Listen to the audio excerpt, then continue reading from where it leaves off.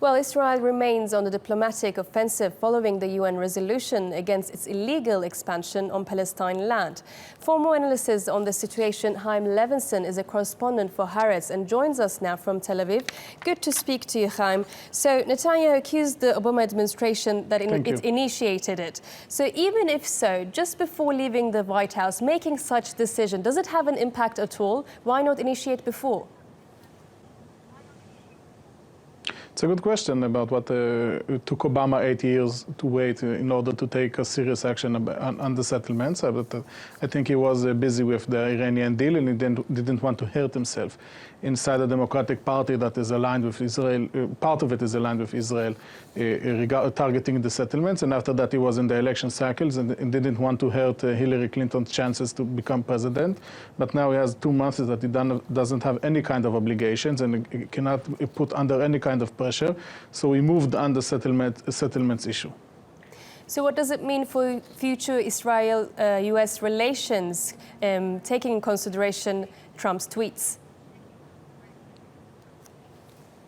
I don't think it means a lot because the administration is changing, as we all know, in another 3 weeks, on the 20th of January, and we will have a Trump administration that is supposed to be more pro-Israel. Of course, his new ambassador to Israel, David Friedman, is a very pro-settlements in his past, and he donated a lot of money to settlements, and so it will have a change. But I think if we look forward, it's a big gap between parts of the Democratic Party and the Israeli government's policy. So now we have a Republican administration, but another 4 years we can have a Democratic administration.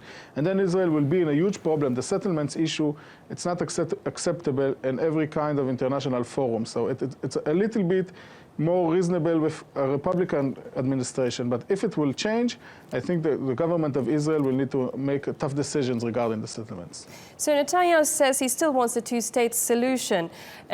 Considering the settlement situation, is it threatening that now? From my point of view, the point of the two states, the availability of the two-state solution is passed a few years ago. But let's look at Netanyahu. He's not running for any kind of office. He's the prime minister since 2009, and now it's 2016. 7-8 years prime minister. Accept what he said about two-state solution. What actions did he take in order to implement the two-state solution? If you look in his actions, you don't see a lot. So it's nice to say here and there that he's supporting two-state solution. But I think after 8 years, you expect more actions on the ground, and he didn't do anything. And this is, I think, what caused the decision in the UN Security Council. So what would you say about the new US ambassador to Israel? How will he impact the situation, do you think, in the relations? We need to wait and see what kind of administration will be and who is making the decisions inside the administration. We don't know yet what will be the influence of the new ambassador and Trump administration. We don't know nothing at all about the new State Department Secretary, Rex Tillerson, regarding Middle East, settlements, Israel.